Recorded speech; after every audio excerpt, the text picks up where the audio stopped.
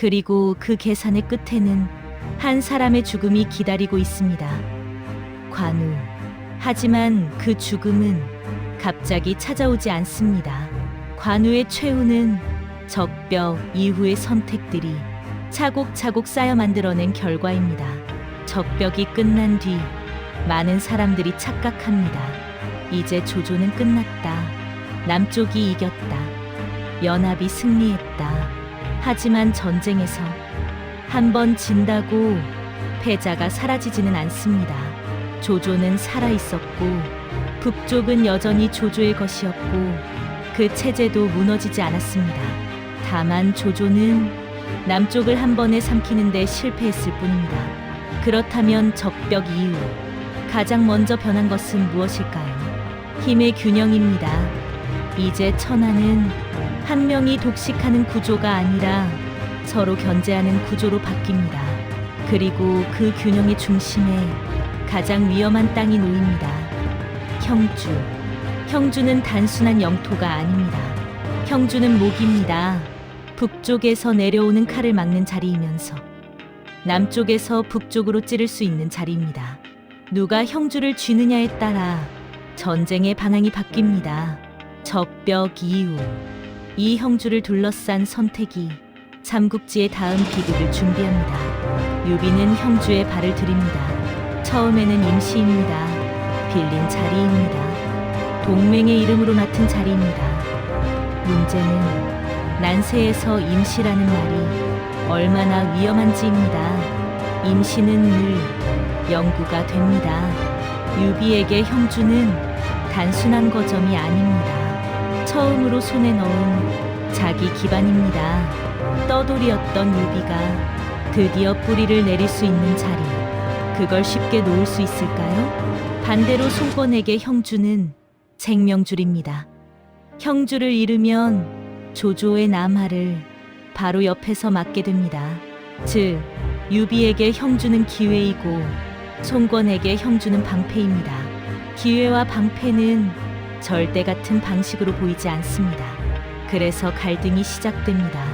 겉으로는 동맹입니다. 속으로는 계산입니다. 언제 돌려받을 것인가? 언제까지 맡길 것인가? 이 땅은 누구 것인가? 난세에서 약속은 문서가 아니라 힘으로 보장됩니다. 힘이 없으면 약속은 그냥 말입니다. 여기서 송권의 성격이 드러납니다. 송권은 조조처럼 체제를 만들지는 않지만 현실을 절대 놓치지 않는 사람입니다. 그는 감정보다 계산이 빠르고 명분보다 결과를 봅니다. 유비가 형주를 계속 쥐고 있는 한 언젠가 충돌한다는 걸 송권은 이미 알고 있었습니다. 그럼에도 당장은 조조가 더 무섭기 때문에 참고 미루고 지켜봅니다. 이게 송권의 방식입니다. 참을 수 있을 때까지 참는다. 하지만 한계를 넘으면 망설이지 않는다. 이 성격은 나중에 엄청난 결과를 만듭니다. 적벽 이후 또 하나 중요한 변화가 있습니다. 유비의 위치입니다. 이제 유비는 도망자도 아니고 떠돌이도 아닙니다. 형주라는 기반이 생기면서 그는 처음으로 세력이 됩니다. 세력이 된다는 건 표적이 된다는 뜻이기도 합니다. 조조에게도 송권에게도 유비는 이제 무시할 수 없는 존재가 됩니다. 그리고 그 유비의 곁에는 상징 같은 인물이 서 있습니다. 관우. 관우는 단순한 장수가 아닙니다. 관우는 깃발입니다. 충성의 상징, 의리의 상징, 배신하지 않는 사람의 상징. 군대에서 상징은 전력 이상입니다. 병사들은 상징을 보고 싸울 이유를 만듭니다. 관우가 서 있는 것만으로 유비 진영은 도덕적 우위를 가진 것처럼 보입니다. 그런데 여러분, 상징은 강할수록 위험합니다. 상징이 무너지면 사람들의 마음도 함께 무너집니다. 관우는 강했습니다. 전장에서 무섭고 기세가 높고 적을 압도했습니다. 하지만 관우에게는 치명적인 약점이 있었습니다. 그는 굽히지 않았습니다. 굽히지 않는다는 건 영웅의 미덕입니다. 하지만 정치의 세계에서는 종종 독이 됩니다. 관우는 자존심이 강했고 상대를 낮게 봤고 외교적 언어에 서툴렀습니다. 난세에서 외교는 칼만큼 중요합니다. 말 한마디가 전쟁을 늦추고 말 한마디가 동맹을 유지합니다. 관우는 그 말을 가볍게 여겼습니다.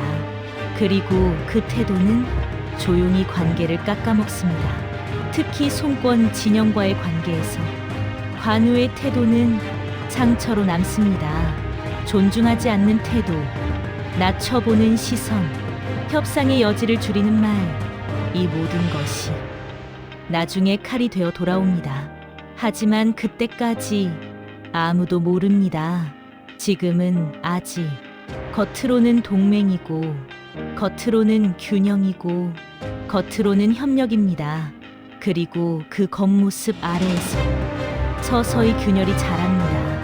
한편 조조는 패배 이후 멈춰 있지 않습니다. 그는 물러났지만 포기하지 않았습니다. 조조의 진짜 무서움은 패배 후에 드러납니다. 패배를 변명하지 않고 패배를 분석합니다. 왜 졌는지, 어디서 흔들렸는지, 무엇이 부족했는지, 그리고 다시 준비합니다. 이게 조조입니다. 그래서 조조는 한 번 쳐도 끝나지 않습니다. 적벽 이후 삼국의 틀이 서서히 굳어지지만 아직 완성된 국가는 없습니다. 위는 커지고 있고 오는 버티고 있고 유비는 만들고 있습니다. 그리고 만드는 자는 가장 불안정합니다. 만드는 과정은 늘 공격받기 때문입니다. 그래서 유비는 다음 선택을 해야 합니다. 더 단단한 기반, 더 깊은 땅, 완전히 자기 것이 되는 지역. 그 선택이 익주로 향합니다. 그리고 그 길 위에서 또 하나의 논쟁이 시작됩니다. 의리를 지킬 것인가, 천하를 택할 것인가. 그 질문 앞에서 유비는 가장 어려운 선택을 하게 됩니다. 익주, 이 땅은 단순한 지역이 아닙니다. 천연 요새에 가까운 지형, 풍부한 물자, 외부 침입이 쉽지 않은 구조. 난세에서 이런 땅은 국가의 씨앗이 됩니다. 제갈량이 처음부터 그렸던 그림 속에도 이 익주는 반드시 들어가 있었습니다. 문제는 이 땅이 비어있지 않았다는 겁니다. 익주의 주인은 유장. 유장은 폭군도 아니고 무능한 바보도 아니었습니다. 다만 난세를 버틸 만큼 냉혹하지 못했습니다. 그는 조심스러웠고 방어적이었고 사람을 쉽게 믿었습니다.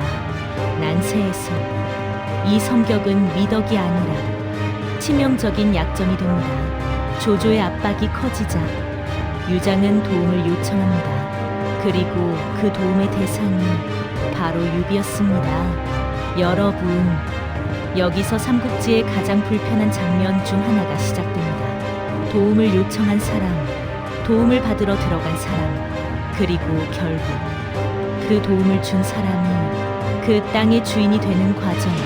이건 구원입니까? 아니면 침탈입니까? 유비는 익주로 들어옵니다. 처음에는 손님입니다. 동맹입니다. 지원군입니다.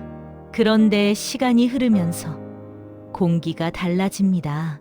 유비의 병력은 익주 안에 있고 유비의 영향력은 커지고 유비를 따르는 사람들이 익주 내부에 늘어납니다.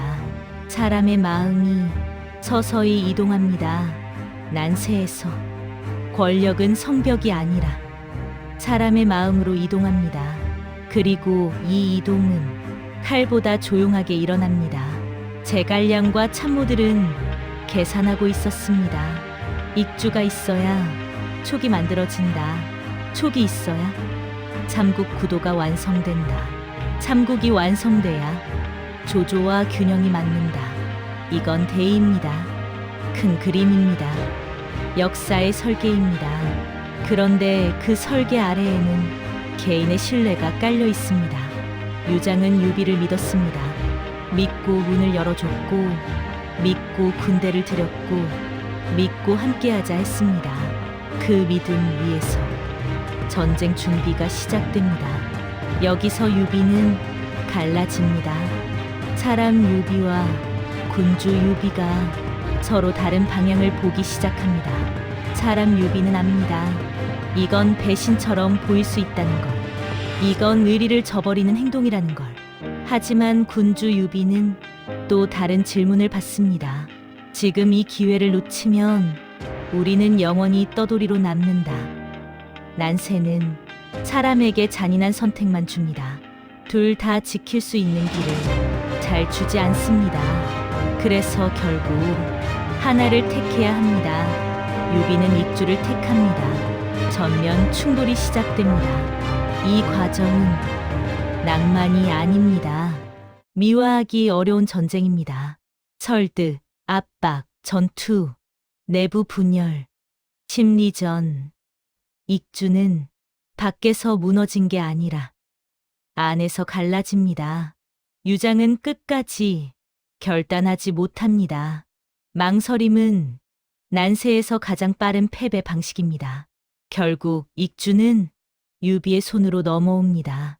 이 순간 유비는 처음으로 완전한 기반을 얻습니다. 떠돌이가 아닙니다.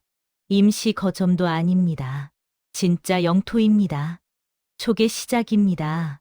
하지만 여러분, 이 승리는 깨끗하지 않습니다. 그래서 더 위험합니다. 왜냐하면 이 승리는 명분의 균열을 만듭니다. 유비는 의리의 상징이었습니다. 신뢰의 상징이었습니다. 사람을 버리지 않는 사람의 상징이었습니다. 그런데 이제 사람들은 속으로 묻습니다. 그도 결국 천하를 택한 것 아닌가? 이 질문은 당장 폭발하지 않습니다. 하지만 씨앗처럼 남습니다. 그리고 이 씨앗은 나중에 결정적인 순간에 터집니다. 조조는 이 소식을 듣습니다. 유비가 익주를 먹었다. 조조는 놀라지 않습니다. 오히려 고개를 끄덕였을지도 모릅니다. 결국 그렇게 되는군. 조조는 알고 있었습니다. 난세에서 명분은 언제든 현실에 밀린다는 걸. 그래서 조조는 유비를 더 이상 떠돌이로 보지 않습니다. 이제 유비는 제거해야 할 세력입니다. 한편 송권도 이 변화를 봅니다. 형주에 이어 익주까지 유비의 덩치가 생각보다 빠르게 커집니다. 동맹은 균형 위에서 유지됩니다. 그런데 한쪽이 빠르게 커지면 동맹은 불안으로 변합니다. 송권은 계산하기 시작합니다. 이 사람이 언젠가 나를 위협하지 않을까? 의심은 동맹을 안에서부터 좀먹습니다. 그리고 그 의심의 중심에는 여전히 형주가 있습니다. 돌려주지 않은 땅, 애매하게 남은 약속, 서로 다르게 기억하는 합의, 이 모든 것이 시간이 갈수록 날이 서기 시작합니다. 그 사이에서 한 사람이 점점 더 중요한 위치에 서게 됩니다. 관우, 형주를 지키는 사람, 유비의 얼굴, 촉의 자존심, 그리고 동시에 오나라가 가장 불편하게 보는 존재. 관우는 강합니다. 하지만 강한 만큼 유연하지 않습니다. 그의 자존심은 점점 더 높아지고 그의 말은 점점 더 날카로워집니다. 외교는 부드러워야 하는데 관우는 단단했습니다. 단단함은 언젠가 부러집니다. 그리고 그 균열이 곧 시작됩니다. 조조, 송권, 유비, 셋의 힘이 이제 다시 한번 정면으로 부딪히는 국면으로 들어갑니다. 그 출발점이 바로 형주, 그리고 관우입니다. 관우는 이제 단순한 장수가 아닙니다. 그는 촉의 상징이고 유비의 얼굴이며 군대의 자존심입니다. 상징이 된다는 건 강해진다는 뜻이 아닙니다. 무거워진다는 뜻입니다. 상징은 쓰러지면 전력 하나가 아니라 사람들의 마음이 함께 무너집니다. 그런데 관우는 그 무게를 점점 더 힘으로만 버티기 시작합니다. 형주를 맡은 뒤 관우의 위치는 크게 올라갑니다. 그는 독자적인 군사권을 행사하고 스스로 전쟁을 결정할 수 있는 위치에 섭니다. 여기서 위험이 시작됩니다. 권한이 커질수록 판단은 더 신중해야 합니다. 하지만 권한이 커질수록 사람은 확신에 취하기 쉽습니다. 관우는 북쪽을 봅니다. 조조를 봅니다. 그리고 기회를 봅니다. 지금 치면 이길 수 있다. 이 판단은 완전히 틀린 말은 아니었습니다. 조조는 여전히 강했지만 여러 전선을 동시에 관리하고 있었고 내부 정비도 필요했습니다. 관우는 그 틈을 찌르려 합니다. 북진. 이 선택은 삼국지 전체 흐름에서 가장 중요한 전환점 중 하나입니다. 사람들은 말합니다. 관우의 패배가 촉의 몰락을 불렀다고. 하지만 더 정확히 말하면 관우의 북진이 균형을 깨뜨렸습니다. 전쟁에서 균형은 보이지 않지만 늘 존재합니다. 셋이 서로를 견제하면 셋은 오래 갑니다. 그런데 한쪽이 갑자기 크게 움직이면 균형은 깨집니다. 관우의 북진은 조조만 자극한 게 아닙니다. 손권도 자극했습니다. 이게 핵심입니다. 관우는 조조만 보고 움직였지만 전장은 삼자 구조였습니다. 조조, 손권, 유비. 이 셋의 힘이 서로 얽혀 있는 상태였습니다. 관우가 북쪽으로 치고 올라가는 순간 형주의 방어는 약해집니다. 그리고 그 빈틈을 가장 예민하게 느낀 사람이 손권입니다. 손권은 오래 참고 있었습니다. 형주 문제를 참고 관우의 태도를 참고 외교적 무례를 참고 있었습니다.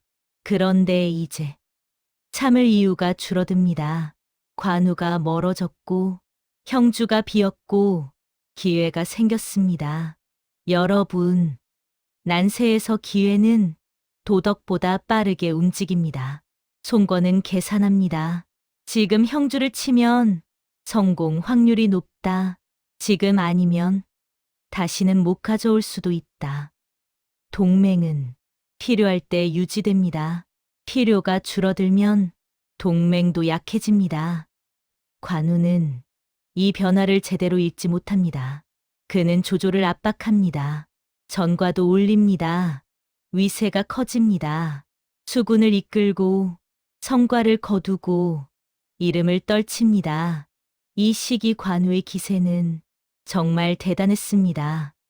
하지만 승리의 속도가 빠를수록 시야는 좁아집니다. 관우는 앞만 봤습니다. 뒤를 보지 않았습니다. 옆을 보지 않았습니다. 손권의 움직임을 위험으로 보지 않았습니다. 왜일까요? 자존심 때문입니다. 관우는 손권을 동급으로 보지 않았습니다. 조조를 상대할 적으로는 봤지만 손권은 협력 대상 정도로 여겼습니다. 이 판단이 치명적이었습니다. 외교에서 존중은 방패입니다. 존중받는 쪽은 칼을 늦춥니다. 무시당한 쪽은 칼을 빨리 뽑습니다. 손권은 점점 빨라지고 있었습니다. 그리고 또 하나 관우의 약점이 드러납니다. 보급입니다. 북진은 항상 보급선을 길게 만듭니다. 보급선이 길어질수록 취약해집니다. 관우는 전투에는 강했지만 장기 운영에는 조조만큼 치밀하지 않았습니다. 조조는 전쟁을 항상 시스템으로 봤습니다. 관우는 전쟁을 기세로 봤습니다. 기세는 초반엔 강하지만 길게 못 갑니다. 이때 조조는 직접 무너지지 않습니다. 대신 시간을 씁니다. 지연을 씁니다. 버티기를 씁니다. 그리고 다른 칼을 씁니다. 손권, 삼국지에서 진짜 무서운 순간은 정면 충돌이 아니라 옆에서 찌르는 순간입니다. 조조는 손권과 연결됩니다. 직접 손을 잡는 게 아니라 이해관계를 맞춥니다. 관우는 지금 우리 둘 다에게 위험하다. 이 메시지는 강력합니다. 공동의 위협은 가장 빠른 동맹을 만듭니다. 손권은 움직입니다. 여몽이 움직입니다. 조용히, 빠르게, 정확하게 형주로 들어갑니다. 전쟁은 늘 큰 소리로 시작되지 않습니다. 진짜 위험한 전쟁은 조용히 시작됩니다. 관우는 북쪽에 있습니다. 형주는 뒤에 있습니다.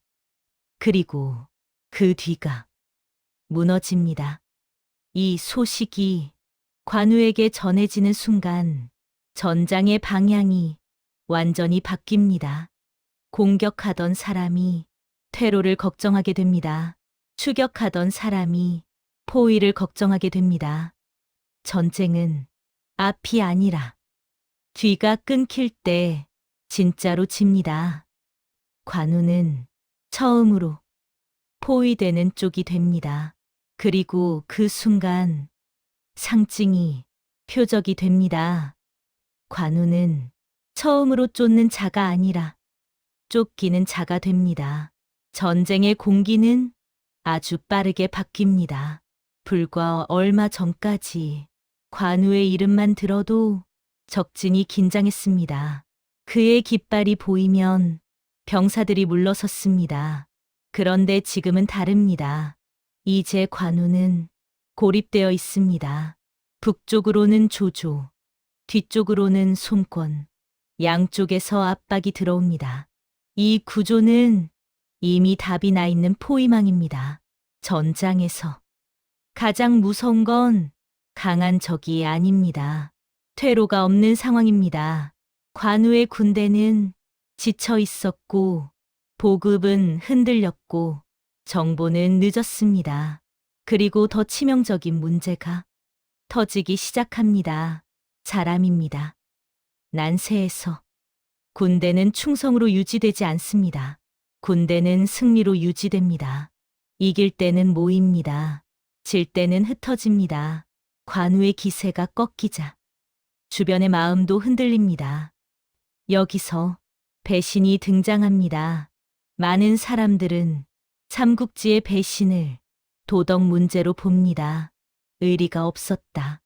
신뢰를 저버렸다. 하지만 난세에서 배신은 도덕이 아니라 생존 계산입니다.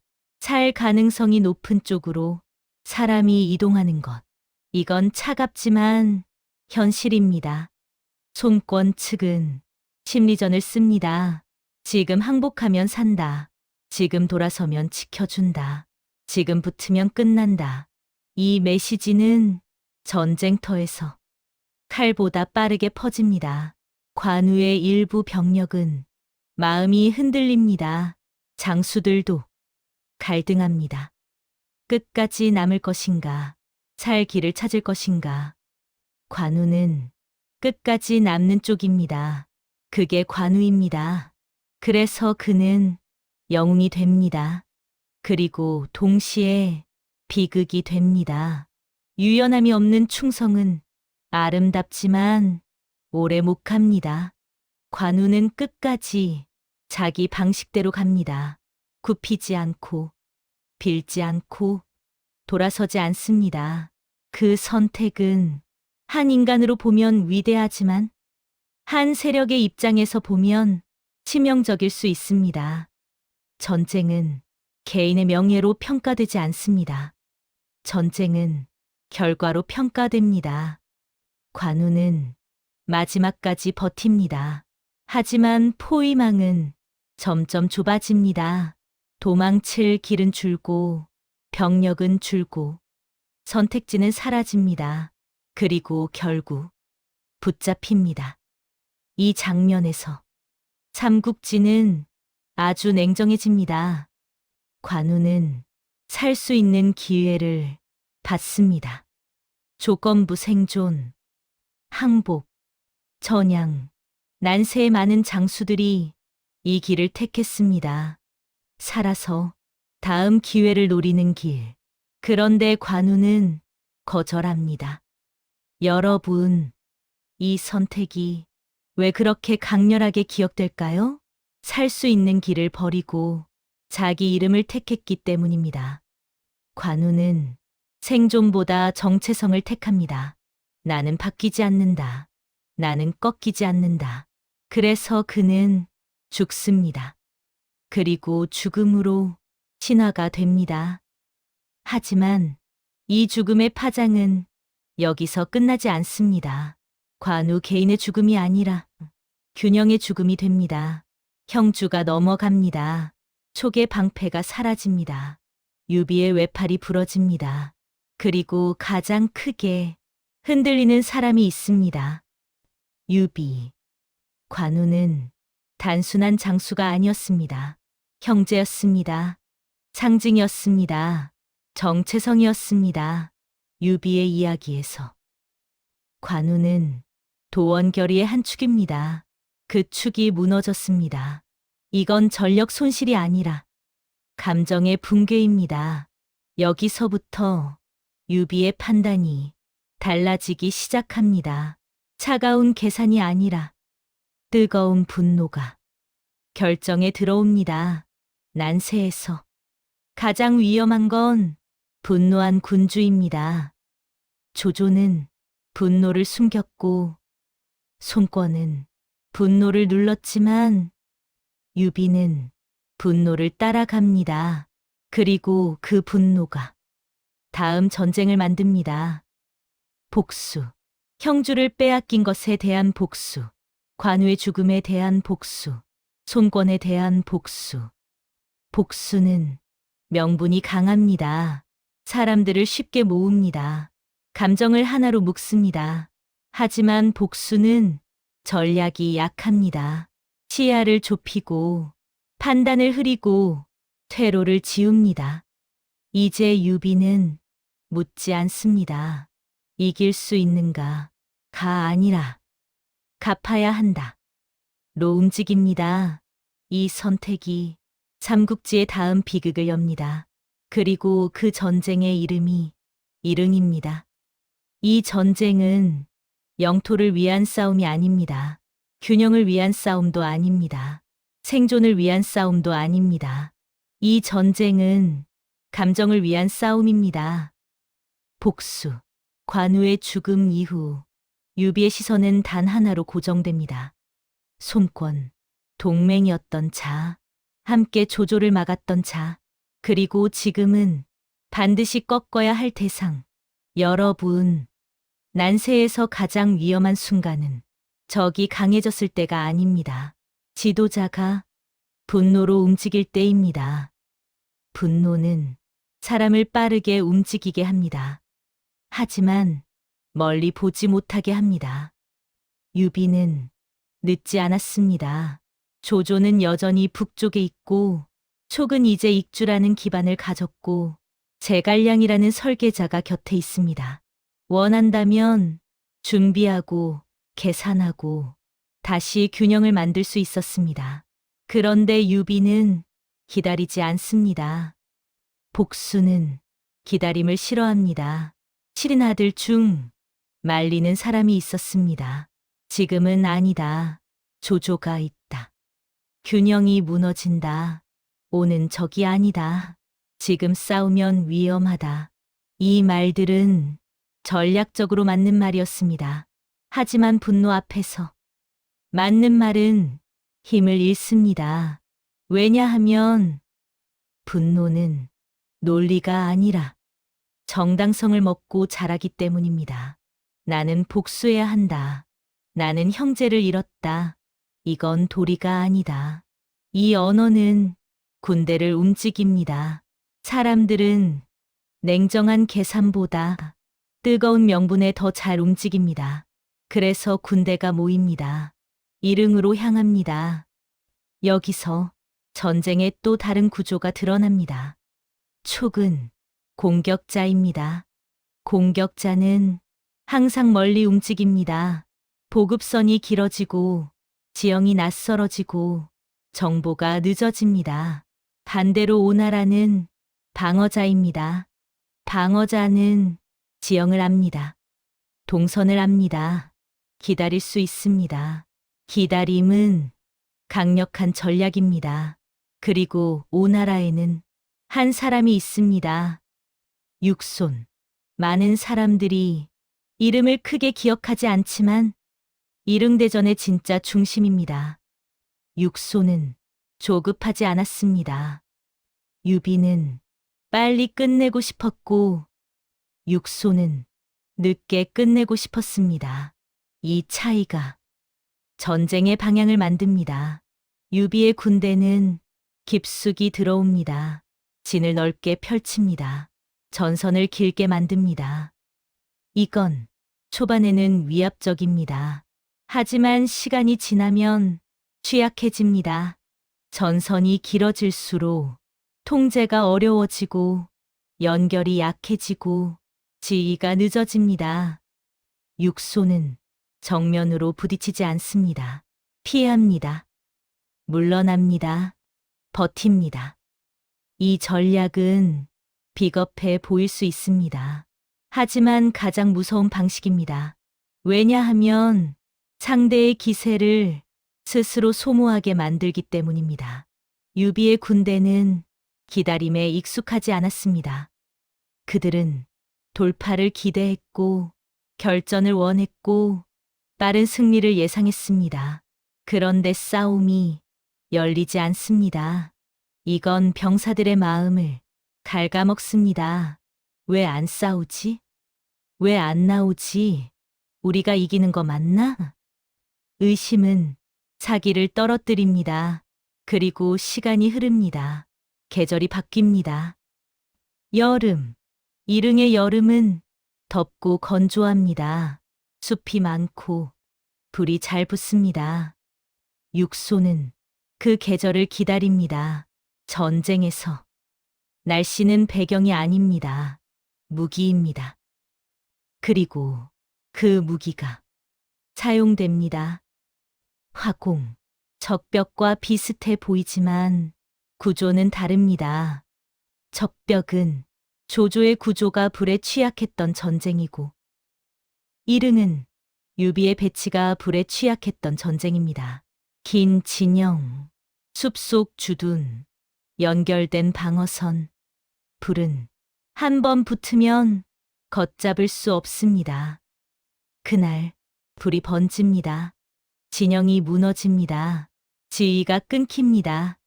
명령이 닿지 않습니다. 전쟁은 순식간에 패주로 바뀝니다. 여러분, 패배는 천천히 오지 않습니다. 패배는 어느 순간 형태를 바꿉니다.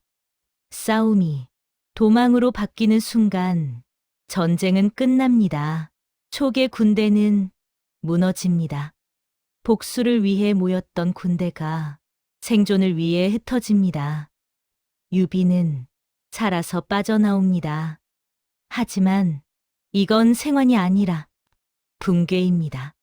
그가 가져온 것은 승리가 아니라 상처입니다. 여기서 삼국지의 가장 중요한 질문이 나옵니다. 유비는 왜 졌을까요? 병력이 약해서, 장수가 부족해서, 전술이 나빠서 아닙니다. 감정이 전략을 이겼기 때문입니다. 전략은 차갑습니다. 복수는 뜨겁습니다. 차가운 쪽이 오래 갑니다. 이릉대전 이후 촉은 크게 흔들립니다. 국력도, 사기도, 인재도 타격을 받습니다. 그리고 유비 자신도 무너집니다. 몸이 아니라 마음이 무너집니다.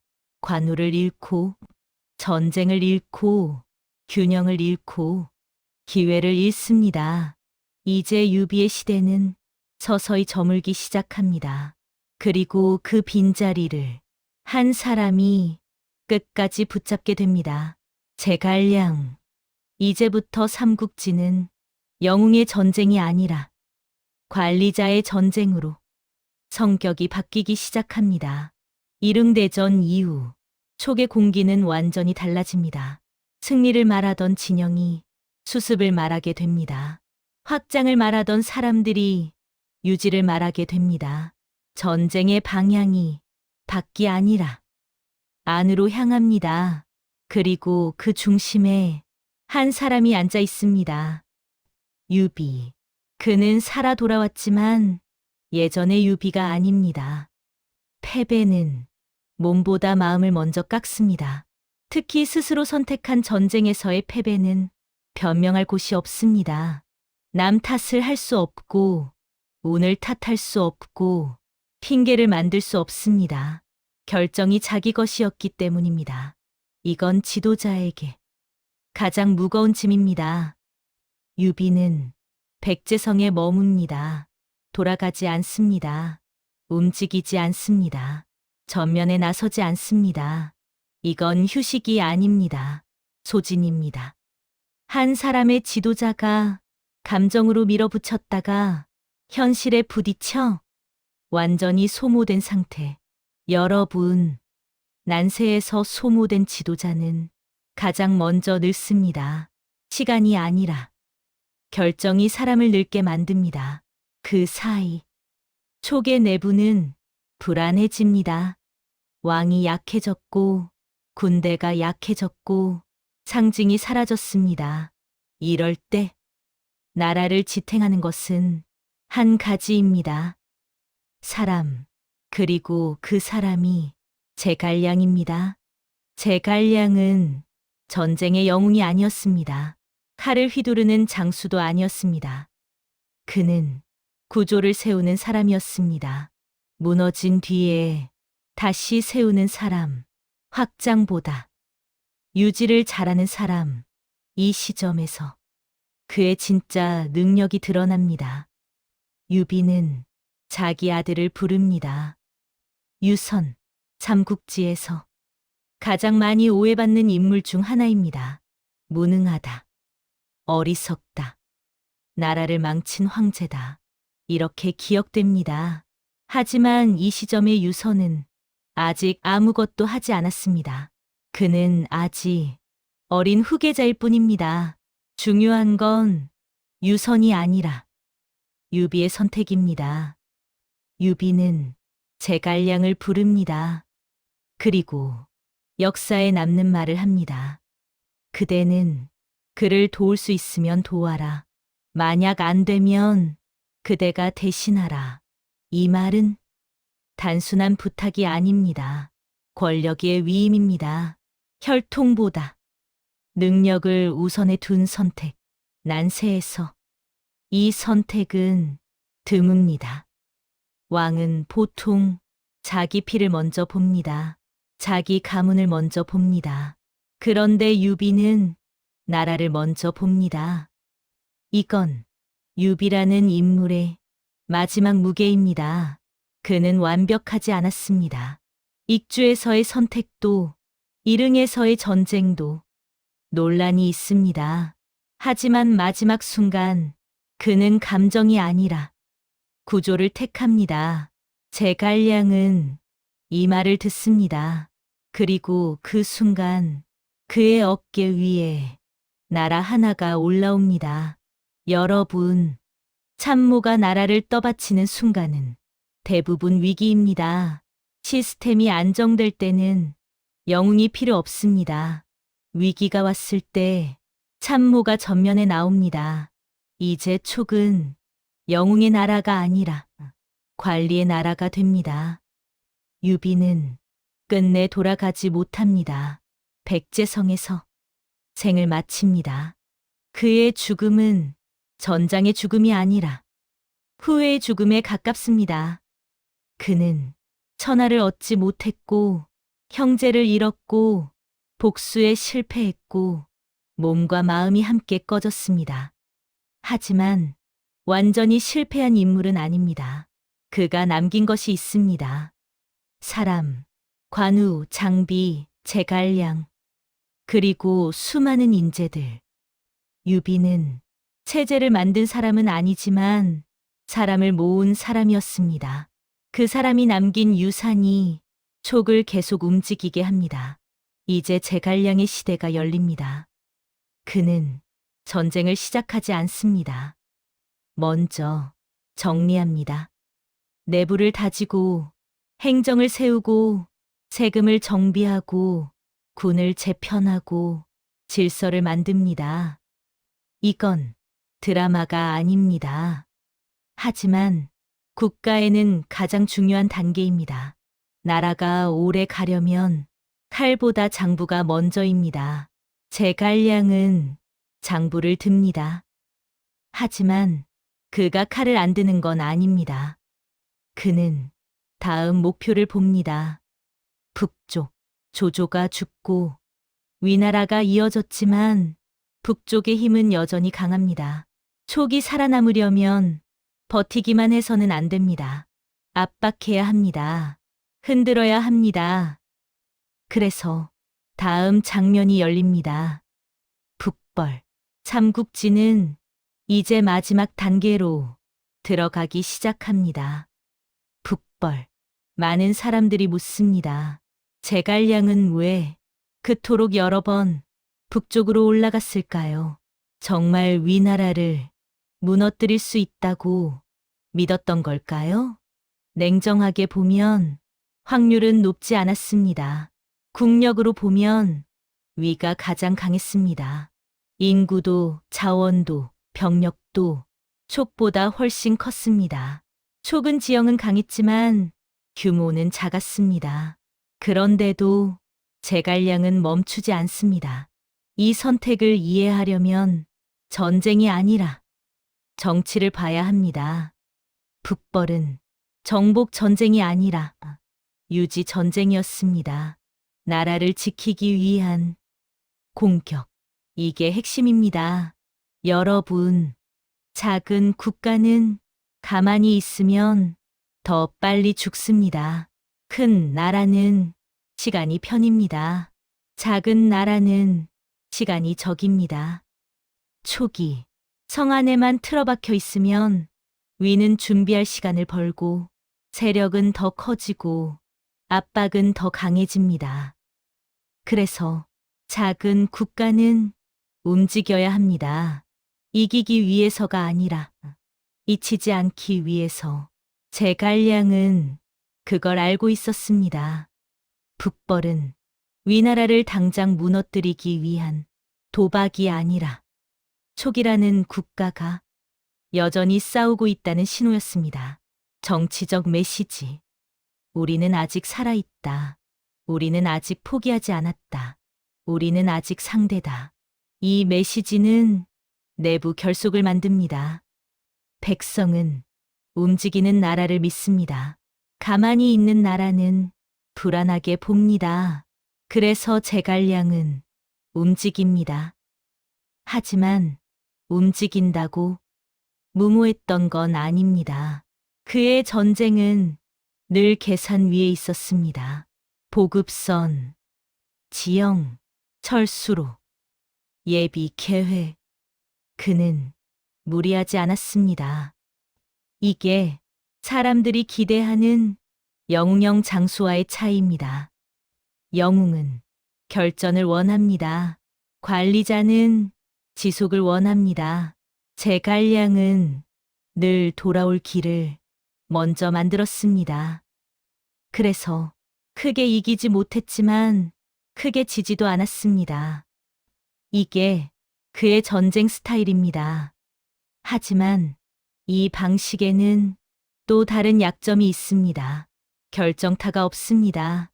전쟁에서 완벽한 안전은 완벽한 승리도 잘 만들지 못합니다.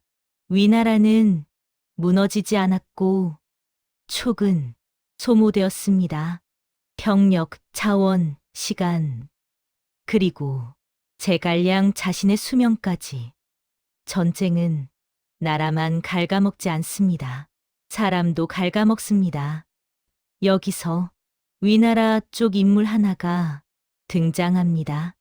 참아의 조조의 시대가 지나고 위의 체제가 이어지는 가운데 조용히 힘을 키우는 인물. 참아이는 제갈량과 아주 다른 종류의 전략가였습니다. 제갈량이 설계자라면 참아이는 생존자였습니다. 그는 무리하지 않았습니다. 위험한 싸움을 피했습니다. 확실하지 않으면 나가지 않았습니다. 사람들은 이런 장수를 겁쟁이라 부르기도 합니다. 하지만 겁쟁이는 오래 삽니다. 오래 사는 자가 결국 판을 가져갑니다. 참아이는 제갈량의 북벌에 쉽게 걸려들지 않았습니다. 도발해도 안 나옵니다. 자극해도 안 움직입니다. 이건 상대의 힘을 허공에 쓰게 만드는 전략입니다. 싸움이 안 열리면 공격자는 지칩니다. 제갈량은 답답했을 겁니다. 이기려면 싸워야 하는데 상대가 싸움을 안 받아줍니다. 그래서 전쟁은 장기전이 됩니다. 장기전은 관리자의 싸움입니다. 병참, 식량, 병사 건강, 내부 질서, 이 영역에서 제갈량은 놀라울 정도로 철저했습니다. 직접 장부를 보고, 직접 점검하고, 직접 통제합니다. 너무 직접 했습니다. 이게 또 하나의 문제였습니다. 위임하지 못했습니다. 모든 것을 직접 책임졌습니다. 이 방식은 완성도는 높지만 사람을 빨리 태웁니다. 제갈량은 점점 쇠약해집니다. 몸이 먼저 반응합니다. 과로는 배신하지 않습니다. 여러분, 삼국지의 후반은 칼보다 피로가 더 무섭습니다. 영웅들은 전장에서 쓰러진 게 아니라 책상 위에서 쓰러집니다. 마침내 마지막 북벌, 오장원. 여기서 긴 싸움의 끝이 보이기 시작합니다. 결정전은 열리지 않습니다. 대치는 계속되고 소모는 이어지고 시간은 흐릅니다. 그리고 한 사람의 시간이 먼저 끝납니다. 제갈량. 그는 전장에서 죽지 않습니다. 지휘 속에서 죽습니다. 마지막까지 정리하고 지시하고 배치를 남기고 떠납니다. 이 장면이 왜 오래 기억될까요? 끝까지 자기 역할을 했기 때문입니다. 영웅처럼 살지 않았지만 기둥처럼 버텼기 때문입니다. 그가 떠난 뒤 촉은 크게 흔들립니다. 이제 붙잡아 줄 사람이 사라졌습니다. 삼국의 균형은 마지막 단계로 기울기 시작합니다. 많은 사람들은 삼국지를 이초고 세 나라의 전쟁으로 기억합니다. 하지만 후반부로 갈수록 전쟁의 무대는 국경 밖이 아니라 국경 안으로 들어옵니다. 겉의 나라와 속의 권력. 이제 싸움은 적과의 전쟁이 아니라 내부 장악으로 바뀝니다. 그 중심에 한 가문이 있습니다. 참아씨, 참아이로 시작된 이 흐름은 개인의 출세가 아니라 가문의 장악으로 이어집니다. 여러분, 난세의 마지막 단계는 항상 비슷합니다. 칼로 나라를 세운 자와 제도로 나라를 먹는 자가 갈라집니다. 조조는 칼과 제도로 나라를 세운 인물입니다. 그런데 조조 이후의 위나라는 조조만큼 강한 중심이 없었습니다. 기둥이 약해지면 기둥 옆의 들보가 힘을 키웁니다. 그 들보가 참아이였습니다. 참아이는 전면의 영웅이 아니었습니다. 항상 한 걸음 뒤에 있었고, 늘 조심했고, 항상 살아남았습니다. 그의 진짜 능력은 이기는 전투가 아니라 버티는 정치였습니다. 정치에서 버티는 사람은 위험합니다. 왜냐하면 사라지지 않기 때문입니다. 권력 투쟁은 대부분 오래 버틴 사람이 가져갑니다. 조조 4호, 위나라 조정은 점점 복잡해집니다. 황제는 있지만 권력은 흩어지고 장수는 많지만 중심은 약해집니다. 이 틈에서 차마의 가문은 조용히 힘을 키웁니다. 겉으로는 충성, 속으로는 장악. 이 방식은 눈에 잘 띄지 않습니다. 그래서 더 무섭습니다. 정면 반역은 즉시 공격받지만 점진 장악은 눈치채기 어렵습니다. 차마이는 한 번에 뒤집지 않습니다.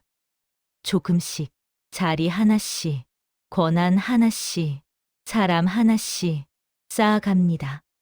이건 전쟁이 아니라 침식입니다. 그리고 이 침식은 어느 순간 돌이킬 수 없는 지점에 도달합니다. 위나라 내부에서 정변이 일어납니다. 권력 구조가 강제로 재편됩니다. 칼이 쓰이지만 목표는 왕좌가 아니라 통제권입니다. 황제를 없애지 않습니다.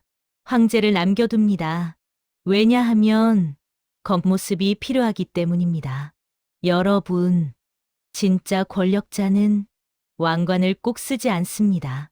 왕관을 쓰지 않고 왕관을 움직입니다. 차마씨 가문은 그 자리에 도달합니다.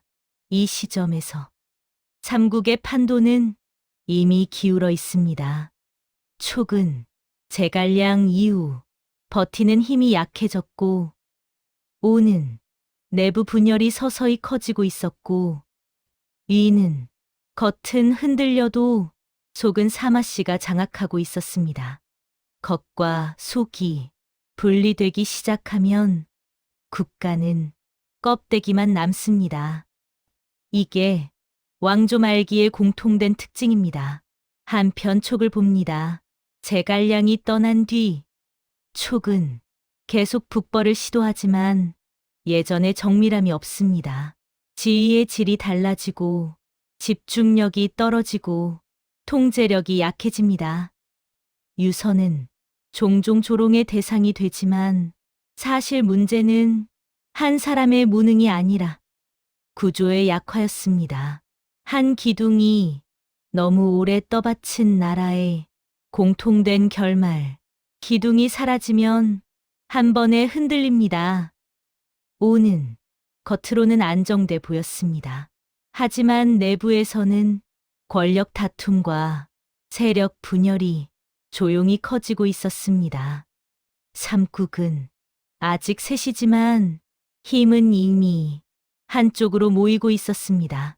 그리고 그 힘은 위가 아니라 차마씨에게 모이고 있었습니다. 이건 삼국지의 마지막 반전입니다. 조조가 세운 나라가 조조의 가문으로 끝나지 않는다는 것. 전쟁으로 세운 나라는 전쟁으로 끝나지 않습니다. 정치로 끝납니다. 칼로 만든 질서는 문서와 인장으로 넘어갑니다. 이제 마지막 단계가 다가옵니다. 삼국의 붕괴. 하지만 그 붕괴는 대전투로 오지 않습니다. 조용하게, 행정적으로, 체계적으로 무너집니다. 그리고 그 마지막 장면에서 우리는 묻게 됩니다. 삼국지는 영웅들의 시대였을까요? 아니면 구조가 사람을 삼킨 시대였을까요? 이 질문의 답이 가장 먼저 드러나는 곳이 촉의 마지막입니다. 촉은 제갈량 이후 버티는 나라가 됩니다. 확장도 아니고 반격도 아니고 유지는 정지와 다릅니다. 유지는 계속 버티는 노동입니다. 국가가 확장할 때보다 버틸 때 더 많은 행정과 더 많은 자원과 더 많은 인내가 필요합니다. 그런데 촉은 그걸 오래 감당할 체력이 없었습니다. 인구가 적었고 영토가 제한적이었고 전쟁으로 인한 소모가 누적돼 있었습니다. 북벌의 반복은 정치적 메시지로는 성공했지만 국가 체력에는 부담이었습니다. 그리고 위에서는 차마 씨의 권력이 사실상 국가를 움직이고 있었습니다. 이제 마지막 정리가 시작됩니다. 촉 정벌. 이건 난세 초반의 대격돌과 성격이 다릅니다. 초기의 전쟁이 혼돈의 충돌이었다면 후기의 전쟁은 정리의 집행입니다. 이미 힘의 격차는 벌어져 있습니다. 위의 군대는 체계적으로 움직이고 보급은 안정돼 있고 지휘는 일원화돼 있습니다. 반면 촉은 지휘 체계가 약해졌고 내부 결속도 예전 같지 않습니다. 전쟁은 용맹으로 시작하지만 조직력으로 끝납니다. 촉의 마지막 방어선은 분투합니다. 장수들은 끝까지 싸웁니다. 지역 거점들은 저항합니다. 하지만 전체 흐름은 이미 기울어 있었습니다. 여기서 삼국지의 가장 논쟁적인 장면이 나옵니다. 유선의 선택, 항복. 많은 사람들은 이 장면을 비겁으로 기억합니다. 끝까지 싸웠어야 한다. 왕이라면 죽음을 택했어야 한다. 하지만 여기서 우리는 다른 질문을 해야 합니다. 끝까지 싸우는 것이 항상 옳은가? 왕의 선택은 개인의 명예가 아니라 백성의 생존과 연결됩니다. 끝까지 싸우면 수도는 불타고 백성은 죽고 도시는 무너집니다. 항복하면 왕조는 끝나지만 사람은 삽니다. 어느 쪽이 더 무거운 선택일까요? 유선은 싸움을 멈춥니다. 문을 엽니다. 이 선택은 영웅담이 되기 어렵습니다. 그래서 더 자주 비난받습니다. 하지만 행정의 관점에서 보면 가장 많은 생명을 남기는 선택일 수도 있습니다. 여러분, 역사는 종종 죽은 영웅을 더 사랑합니다. 살린 통치자는 덜 기억합니다. 촉은 이렇게 막을 내립니다. 칼이 아니라 문이 열리면서 끝납니다. 이 장면이 삼국지의 톤을 완전히 바꿉니다. 이제 남은 건 위와 오. 하지만 사실상 싸움은 끝났습니다. 왜냐하면 위는 이미 차마씨의 나라가 되었기 때문입니다. 조조가 세운 구조는 조씨 가문이 아니라 차마씨 가문으로 넘어가고 있었습니다. 이건 전쟁의 승리가 아니라 권력의 이동입니다.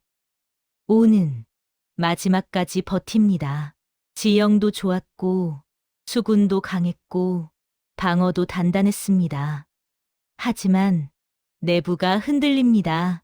왕조 말기에 전형적인 증상, 권력 다툼, 충성의 분열, 지위의 이중화. 밖에서 적이 두드릴 때 안에서 문이 먼저 열립니다. 결국 오도 무너집니다. 삼국은 이렇게 사라집니다. 길고 거대한 영웅들의 시대가 행정 문서처럼 조용히 닫힙니다. 그리고 새 나라가 열립니다. 진, 차마씨가 결국 왕관을 씁니다. 여기서 삼국지는 마지막 질문을 남깁니다. 누가 천하를 얻었는가? 조조입니까? 유비입니까? 송권입니까? 아니면 끝까지 살아남은 차마씨입니까? 전쟁의 승자와 역사의 승자는 항상 같지 않습니다. 이제 마지막 파트에서 우리는 이 긴 이야기의 진짜 결론으로 들어갑니다. 삼국지는 우리가 흔히 알고 있는 것처럼 영웅들의 전설일까요? 관우의 의리, 장비의 기세, 조조의 지략, 제갈량의 천재성, 물론 맞습니다. 하지만 그것만으로는 삼국지를 끝까지 설명할 수 없습니다. 왜냐하면 삼국지는 영웅이 시작했지만 구조가 끝냈기 때문입니다. 난세의 초반에는 개인이 역사를 움직입니다. 칼을 잘 쓰는 사람, 판단이 빠른 사람, 위험을 감수하는 사람이 판을 뒤흔듭니다. 그래서 초반의 삼국지는 뜨겁습니다. 이름이 부딪히고 기세가 충돌하고 한 번의 결단이 지도를 바꿉니다. 동탁이 무너지고 여포가 쓰러지고 조조가 올라서고 유비가 버텨냅니다. 이 시기의 역사는 사람 중심입니다. 그런데 시간이 흐를수록 역사의 중심이 사람에서 시스템으로 이동합니다. 왜일까요? 전쟁이 길어지기 때문입니다. 전쟁이 길어지면 즉흥은 소모되고 감정은 닳고 기세는 떨어집니다. 그 자리를 행정이 채웁니다. 보급이 채웁니다. 조직이 채웁니다. 그래서 후반의 삼국지는 차가워집니다. 제갈량은 천재였지만 천하를 얻지 못했습니다. 왜일까요? 그는 전투를 이기는 사람이 아니라 국가를 유지하는 사람이었기 때문입니다. 유지는 전설이 되기 어렵습니다. 하지만 나라에는 유지가 더 중요합니다. 조조는 영웅이면서 관리자였습니다. 그래서 그의 세력은 오래 갔습니다. 유비는 사람을 얻는데 탁월했지만 구조를 만드는 데는 약했습니다. 그래서 그의 나라는 사람이 떠난 뒤 빠르게 흔들렸습니다. 손권은 균형 감각이 뛰어났습니다. 무리하지 않았고 참을 줄 알았고 현실을 봤습니다. 그래서 오나라는 가장 늦게까지 남았습니다. 그런데 최종 승자는 이 셋이 아니었습니다. 가장 마지막에 왕관을 쓴 건 자마씨였습니다. 왜였을까요? 그들은 가장 강하지 않았고, 가장 유명하지 않았고, 가장 화려하지도 않았습니다. 하지만 가장 오래 버텼습니다. 여러분, 역사는 종종 가장 빛난 사람이 아니라 가장 오래 버틴 사람의 것이 됩니다. 전면의 영웅은 주목을 받고 후면의 관리자는 판을 가져갑니다. 삼국지의 마지막 승자가 자마씨라는 사실은 이 이야기를 완전히 다르게 보게 만듭니다. 이건 영웅 서사가 아니라 권력 구조 보고서입니다. 또 하나의 질문이 남습니다. 그렇다면 삼국지는 허무한 이야기일까요? 수많은 전쟁, 수많은 죽음, 수많은 영웅의 몰락. 결국 다른 가문이 왕이 되었으니 모두 무의미한 걸까요? 그렇지 않습니다. 삼국지는 결과보다 과정을 남긴 이야기입니다.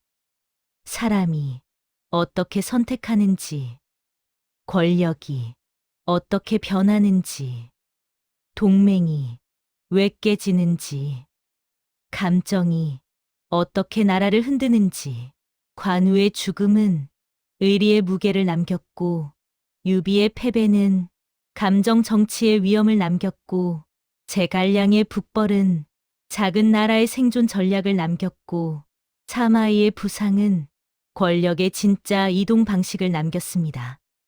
이건 옛날 이야기가 아닙니다. 시대만 다를 뿐 구조는 반복됩니다. 강한 자는 과신으로 흔들리고, 의로운 자는 현실과 충돌하고, 현명한 자는 소모되고, 조용한 자는 끝까지 남습니다. 그래서 삼국지는 지나간 전쟁 기록이 아니라 지금도 익히는 인간 보고서입니다. 우리는 누구를 영웅이라 부를까요? 끝까지 싸운 사람일까요? 살아남은 사람일까요? 사람을 지킨 사람일까요? 구조를 만든 사람일까요? 정답은 하나가 아닙니다. 그래서 삼국지는 지금까지도 계속 해석됩니다. 같은 이야기를 다르게 읽고 같은 인물을 다르게 평가합니다. 이게 진짜 고전의 조건입니다. 끝났는데 끝나지 않은 이야기. 삼국지는 바로 그런 이야기입니다. 그리고 이제 이 긴 여정의 끝에서 한 가지 질문만 남깁니다. 여러분이 생각하는 진짜 승자는 누구였습니까?